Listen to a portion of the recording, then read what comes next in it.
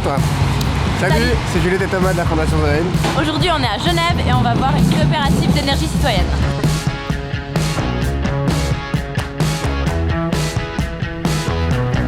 Bon, maintenant qu'on a trouvé un petit peu de calme, Juliette, est-ce que tu peux nous expliquer c'est quoi l'énergie citoyenne? Alors, en fait, c'est des gens comme toi et moi qui se mettent ensemble pour faire une infrastructure qui va produire de l'énergie qui, a priori, est renouvelable. Et l'avantage quand tu investis dans une coopérative d'énergie citoyenne, c'est que tu sais que ton argent, il va être directement investi pour la transition écologique.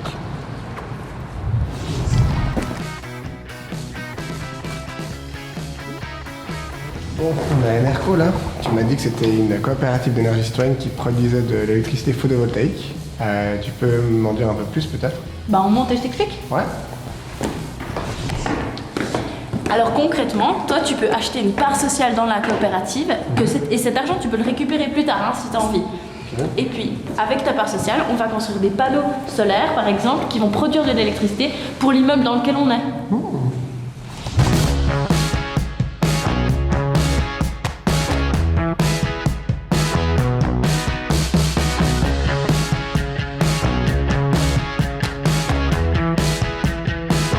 On est avec Christophe, qui est fondateur de la coopérative Enerco, qui installe des panneaux solaires sur les toits, mais avec un principe un peu particulier parce qu'on peut participer à ça en fait. Exactement. Donc on peut souscrire des parts sociales chez Enerco et donc financer la transition énergétique via le photovoltaïque. Ces panneaux solaires, ils sont sur le toit et l'énergie, elle va en partie dans l'immeuble qui est juste en dessous, mais aussi elle est réinjectée dans le réseau, c'est ça? Tout à fait. Donc en priorité, l'électricité photovoltaïque va être autoconsommée par le bâtiment. Mais alors si moi j'ai envie d'être dans la coopérative, en fait, d'acheter des parts sociales, de mettre mon argent dans la coopérative, c'est quoi les 3 arguments ou les 4 arguments qui vraiment me poussent à le faire?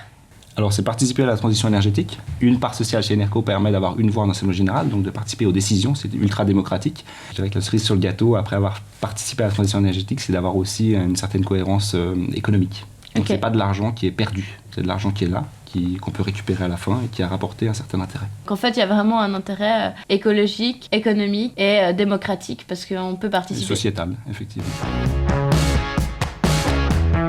Christophe nous a amenés en haut du bâtiment, on va aller voir ces panneaux solaires. Mais du coup, quand il fait gris comme aujourd'hui, les panneaux solaires, ils marchent quand même? Ça fonctionne quand même, il n'y a pas beaucoup de puissance. Ça, c'est clair que ça ne va pas produire beaucoup, mais on n'a pas besoin de soleil direct pour que ça produise. On a 180 mètres carrés en tout et ça fait une trentaine de kilowatts. D'accord, une trentaine de kilowatts qui correspond à combien de kilowattheures par année du coup? Ça fait 35 000 kilowattheures par an. Puis du coup, c'est ces panneaux solaires-là qui vont alimenter en partie tout l'immeuble qui est en dessous. Tout à fait. Un panneau solaire, ça coûte combien? Typiquement, tu as une part sociale, ça représente quoi d'un panneau solaire? La moitié d'un panneau solaire? Alors, le quart d'un panneau solaire?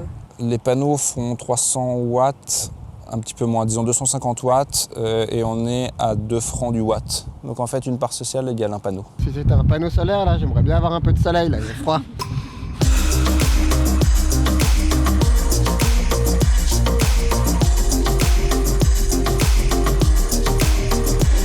Ça, c'est les compteurs de chaque immeuble. Mais du coup, est-ce que vous avez aussi la volonté de baisser la consommation des immeubles? C'est une demande qu'on a de l'Assemblée Générale, justement, de pouvoir aussi réduire les consommations et pas uniquement substituer par du photovoltaïque et puis faire comme avant, finalement, et consommer autant qu'avant. Quand on aura le temps, on le fera.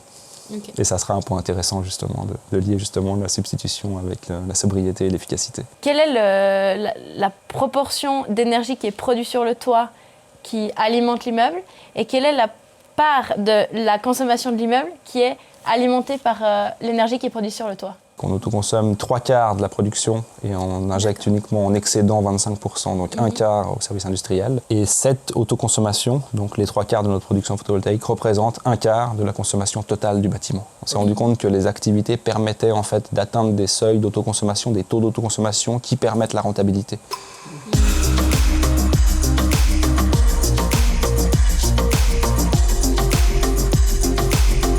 Est-ce que je peux contrôler tout ce que tu dis, Thomas? Est-ce que tu veux prendre un ordinateur?